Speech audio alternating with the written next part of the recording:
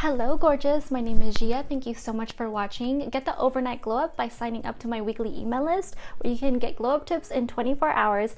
And here is how to use being pretty to your advantage as a woman. Subscribe for more feminine style and inner and outer beauty. So watch the whole video to understand what I'm saying. This title is a little bit clickbait, but it's 100% true when you use it this way. First off, use your powers for good.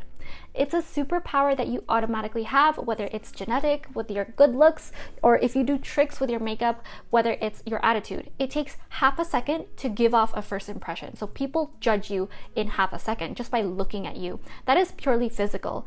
People have not even talked to you yet. They haven't got to know you. They haven't they fill in the blanks in their head about its assumptions of how you are for some reason. So that is purely physical, and it's intrinsic to judge a book by its cover. So you can't leave any room for weakness. I will start by saying everyone has something pretty about them. People overuse the word beautiful and attach it to absolutely everything, so I feel like it's lost its luster. When you think of the term pretty, you think of something that is objectively attractive. What is the definition of pretty? People are going to overanalyze this and Google the definition, and it might say something to rebut my point. I'm talking in scientific terms of symmetrical. So Dr. David Buss and Dr. Randy Thornhill are just a couple of the groundbreaking evolutionary psychologists that break this down. There are so many beautiful birds today. So these two gentlemen literally dedicated their lives to the study of attraction in human beings and animals. So most living organisms that have a society. So being pretty is just being symmetrical. Everyone has a little imperfection, and I think that it's charming and darn attractive when someone has characteristics that is seen as flaw. I love crazy scars with a badass story behind it. I love when someone has a nose shape that's interesting. It adds to your identity capital. And even if you have like a dent in your forehead from an accident, personally speaking, I just think this is really charming and attractive. Why is being symmetrical attractive? Why is this the ultimate ideal? So I'm explicating this biologically, not socially. A lot of people have a tendency to make something that is a biological issue and turn it into a social issue without understanding its original purpose first. So why is being symmetrical attractive? It's because it's extremely difficult. There's a piece of dust. It's extremely difficult to naturally develop in nature. It shows health and success in survival. For instance, if you're deformed, or what is considered ugly, like when someone has like a really badly skewed face, it means something went wrong in your development or something happened. So even after your development. A good example is a long time ago, people had to run away from jaguars or large animals to escape. So if you didn't develop symmetrically, if one arm is shorter than the other or one leg is shorter than the other, you had a harder time to escape running for your life. So if you see that in the Olympics, runners have tons of muscle, but they look lean, they don't lift weights. It's simply from pushing themselves off the ground. So when you're asymmetrical, you have to focus on function rather than form. You can't escape as fast, and it's a health risk if you have children who have this problem. That was back in the day. So physically attractive workers, oh, by the way, I know people say, oh, that was a long time ago. Yes, it's true, but it has been built into humans for millennia and millennia and millennia and millennia. So in order to undo that, it will take another millennia and millennia and millennia. Yes, you can start now, but you're just starting now. Like, we're barely getting the beginnings of whatever you want to reverse. If that's what you want to do, I would just naturally go with the flow. That's just me. But physically attractive workers earn up to 15% more than those considered less attractive. Attractive workers during their lifetime earn $230,000 more than those with average looks. So why is that? There are a few theories to this. A lot of people who like to be victims will say it's because good-looking people only want to hire it's because people only want to hire good-looking people. And by the way, don't shoot the messenger on this. I'm just delivering. These are like census and studied clinical facts and trial. I'll link everything below. And this is within the United States that I am aware of. I don't know if this is a global thing. I don't know. I'm pretty sure there's something to it because humans are naturally drawn to what is considered attractive. But I do think it's true to an extent when people say it's because people want to hire good-looking people.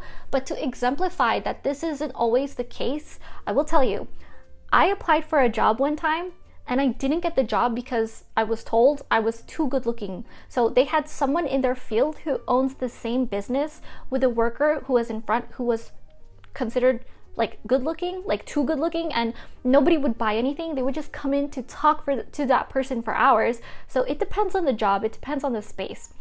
My personal theory is that people who are smart have a tendency to use their smarts to become successful. They make a lot with a little bit. This is just the first half of this. So it's been clinically proven that high IQ directly correlates to higher earning wages. Check the link below. This is only for those who use their high IQ. So I have a link below of studies done by Scientific American with a bunch of studies, and there's a few of them linked below, quite a few different studies. So they show intelligence directly correlates to higher earning power. That only works if it's applied. So if you use your smarts, you can have information and not use it and sit on a couch all day. That doesn't mean you're smart. Knowledge is not power. Action is power. Those smart people earn a lot of money and have a tendency to gain attractiveness in that way because it means they're astute. They know how to make a situation work for them. Because they're smart, they use their brain. So they know how to attract people and what people are attracted to, and that means they can attract good-looking people. When those two pair and have children, they pass down genetics for good looks. So you pass down genetics, not experiences, but that kid gets the environment of growing up with someone who has the mindset for success, and they pass that down. They pass that along with them with the good looks. So they have a higher chance for success in life. And the cycle can repeat itself. So this is just my theory, and I've discussed this with friends who happen to be intellectuals who study this, and they also not only study this, but they notice this observationally in their social life. So I know for a fact that CEOs or the President of the United States, so CEOs and the President of the United States, it's typical for them to be at least 6 feet tall because it's a power structure thing. Even in the Danish military, to enter, you have to be 6 feet tall or not the Danish military to enter, but to be one of the Queen's Guards, you have to be at least 6 feet. So it's just a sign of trustworthiness, looking competent, intelligence, and likability. That's just for height, but even for good looks, it's more likely that you're going to have a good looking president, a good looking CEO. So if you've seen the show 30 Rock, it's one of my favorite shows. John Hamm from Mad Men plays a medical doctor that Tina Fey dates, and the world gives him access to everything because he's good looking, and Tina Fey sees him for what he truly is, which is a mediocre human being. He makes dinner and people say, wow, he's a great chef, but the truth is he's like using Gatorade to cook. So don't be that. Good looking people have a responsibility to carry on their shoulders of making themselves look even better by actually being better to accompany that. So harness your pretty to set an example of what good there is in the world. Good looking people automatically draw others in. So when they have attention, they need to use that platform to exemplify doing the right thing because it inspires others. People want to embody a good-looking person by association, and this happens all the time. It's because they're likable. So that's why trends, no matter how hideous, are so successful, because people don't like to think for themselves about what looks good on them, and they just think, I want to be like that, and they think if they're affiliated with that, then they're higher up on this weird social hierarchy. So now to the meat. How to use being pretty to your advantage. Don't be a cliche and sleep your way to the top at work. Don't do that. You just give yourself a bad name, and it's extremely inappropriate. This is not what this video is about. What I want you to do is, number one, physically look put together. Do this by dressing well and making yourself look even better with makeup, grooming, and respectable. Have some pride about your appearance. I'm not saying be vain. I'm saying care about your physical appearance, grooming, shower, brush your teeth, whatever. So what is dressing well? Dressing well. Oh, and by the way, when I say makeup, you don't ever have to wear makeup, but I'll go over this. So what is dressing well? Dressing well is simply dressing appropriately for the situation. You can mix it up by making the situation yours by enhancing what you have physically with your clothes. So steam and iron your clothes, look neat, never have creases, no stains, no hairs from your cat, get a lint roller, shower, do your makeup. You obviously don't have to put makeup, but take care of your skin, make sure it's clean, and wear SPF to protect your skin from any further damage. Brush your hair. I don't care who you are, brush your freaking hair. So do everything you can to present yourself well, because that's your split second impression of who you are to the world. So show yourself some respect and others will follow. People will listen to you better. They will lean in when you speak. They will pay attention when you say something of value, and they will want you to like them. It's really weird, but it's true. So rule number 2, use your status to lift others up. Being good looking is an unwritten status. So how do you lift others up? When someone directs the spotlight to you, push it onto someone else. Oh, by the way, why is it a status? So even if a person is good looking and they don't get a compliment from someone else saying, wow, you're good looking, whatever it is, they will go to someone else and tell a story later on about that person. They'll say, wow, my friend's girlfriend, she was so beautiful. Like if he's talking to a friend, like one of his guys or something, he'll make a remark. He won't say anything to her, or he'll like act.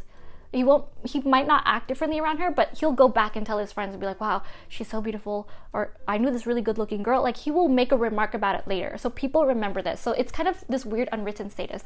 So how do you lift others up? When someone directs the spotlight to you, push it onto someone else who you think has tons of value to add to the conversation. This can be at work or at a party. You can literally point out whom you respect by connecting someone to someone else to recognize their worth and showing what they have to say is of value. So include everyone. A really fun secret way to do this is when someone gives you a compliment, you say thank you first. First off, you say thank you. Always acknowledge it. And then you bounce a new compliment onto someone else in front of that person. So you share value to someone else. For example, if someone says, Gia, I love your outfit. And you say, thank you so much. Thanks for recognizing it. It took me quite a while to put something together. So I'm glad that you said something, you noticed. And then you can say, or I'll say, have you noticed her outfit? I think it's really cute. And I noticed that she tried this style out that's really innovative that I never would have thought of. And I personally love style, so I could talk about it for hours. And if you point to someone's outfit in front of me, I could talk about it for hours and like dissect it and be like, I love this, I love that, I love that, I love that. It reminds me of this and that. So do that for someone else. Hello, bombshell. Every single month, I glow up to make sure I'm on track to being the best version of myself that I can be as a high caliber woman. Whether this be with books, dressing up, working out, all the ways to mentally and physically stimulate my growth. Visit glowupwithgia.com to get one-on-one glow up and femininity coaching with me. But if you're feeling introverted, you can check out my course link below at thehighcaliberbombshell.com. If you do the coaching, it's faster. You get more expedited results because I can guide you through it and configure what we can work on together, and I highly suggest that even more. So visit glowupwithgia.com, where you can also get the course included along with one-on-one time with me. So sign up at glowupwithgia.com. I can't wait to see you glow up. So number 3 is to be a ray of sunshine, be a ray of light, and I mean be positive. There are so many ways to do this. When someone walks out of a room, you say, I love this and this about her. If someone else makes a negative criticism toward another person, place, or thing, you flip it and make it positive. For example, someone says, I typically don't like this type of cuisine, it's too XYZ. Even if you don't like it, or if they say it's too spicy, like even if you don't like it, you can say you don't like it, but mention the positive to balance it out. For every negative, create a positive and neutralize it. So find the silver lining. You can say, it's typically not my taste, but I really like the differentiation of something spicy every now and again to mix up my palate, because lately I have had such a simple whole foods diet. It's been studied. The words you use to describe other people and things are the same words people will use to describe you later down the line. Get people used to being positive and treating others well. Your thoughts make your words, make your actions. So challenge what negatives others have to say by turning it into something truly positive. And sometimes it's hard. You really have to rewire your brain. It's called like your reticular active something, the RAC. Because humans have a proclivity to be depressed to make their situation better. We love contention, just naturally. That's why people have kids. It ain't easy. The penultimate rule number 4, when someone needs help with something, don't hesitate. So jump up and volunteer. You don't even have to say anything. No need to say words, just do it. Like if someone says, I need help carrying 9 pizzas into the party, you just jump up and do it with full enthusiasm and mean it. You don't drag your feet. If someone needs help watering their plants or help moving or unpacking, take responsibility, do a thorough job, be a good friend, be a good person, do half-ass things. And like this counts, like I say your friends and or family, all your loved ones, be this way. So from now on, you commit 110% to those around you when you can. When you think of texting someone, instead, FaceTime call them. Find the next level up of how to connect. When you think of FaceTiming someone, go see them in person if they're 20 minutes away or less. Volunteer yourself. You will feel so good immediately after, and remember that experience with those people. So others will see you as reliable and trustworthy and dependable. Finally, rule number 5, my favorite, be sincere. Don't throw words around, do what you say. This goes for giving compliments. This is like a very nice chivalry thing. So this goes for when you have made a mistake, you're human, own it, it's okay. All you have to do is move on and fix it the best way you can. Don't say platitudes or cliches you think people want to hear, because like an example would be calling someone beautiful, or insert general overused positive words here. I heard a guy once say to a girl, he sighed and said, he was telling her, you're beautiful, you're intelligent, you're funny, you light up a room wherever you go. He was basically rolling his eyes when you said it, because he thought that's what you're supposed to say. And honestly, it was disgusting to me. When you give a compliment, say something specific as to who the person is, not a general word or phrase that you can attach to anyone. I have a full video on how to give a genuine compliment. If you call someone beautiful, who is beautiful, they probably hear it all the time, so they won't remember it. It doesn't spark any feelings to them. If you say they look like a 16th century painting by one of your favorite artists from this era, my stomach is grumbling, and show them the painting, and they see exactly that they look exactly the same as the person in the masterpiece, they will remember it forever. They'll think, whoa, this person really thought of me. So specific and sincere, be specific and sincere when you give a compliment. And I say this because I am surrounded by feigning people who are constantly flattering those around me, including myself. And people have good intention, but hurt people in the long run when they throw things around they don't mean. People are so facetious these days. They're too sarcastic. And when I talk, people who know me know that I'm really direct and I'll say the truth. I don't BS. So I don't beat around the bush. But when I just meet someone for the first time, people think I'm being really sarcastic, when the truth is I mean what I say, because people just are not used to someone who's honest, which is crazy to me. So when you are sincere, I want you to remember, humans have a natural instinct to tell who is being authentic or not. We are drawn to those who are true in what they say and who they are. So when you are being authentic, people like that. So if you're imperfect, be imperfect. People, like, if you're good looking and you're imperfect, they'll be like, oh, they're more relatable. If you're imperfect, people see themselves in you and they want to be around you even more and laugh with you, not at you. So that's something that people think that they need to do. Like, I definitely am a perfectionist and think like, oh, it has to be perfect when I show up around other people. I have to make sure that I roll out the red carpet for them, when the truth is, like, if you make a mistake, acknowledge it and just be like, oh my gosh, I completely forgot to offer you a glass of water. Would you like something to drink? Or something like that. It's perfectly okay to be imperfect. And I think that's really attractive when someone recognizes their mistake, because then you realize that they're self-aware and they're not narcissistic with a huge ego.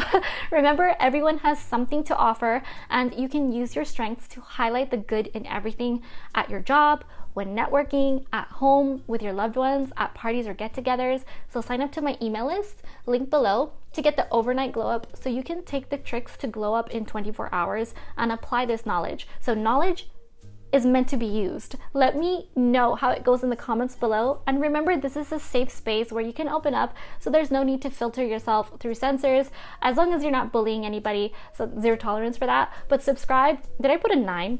0 tolerance for that.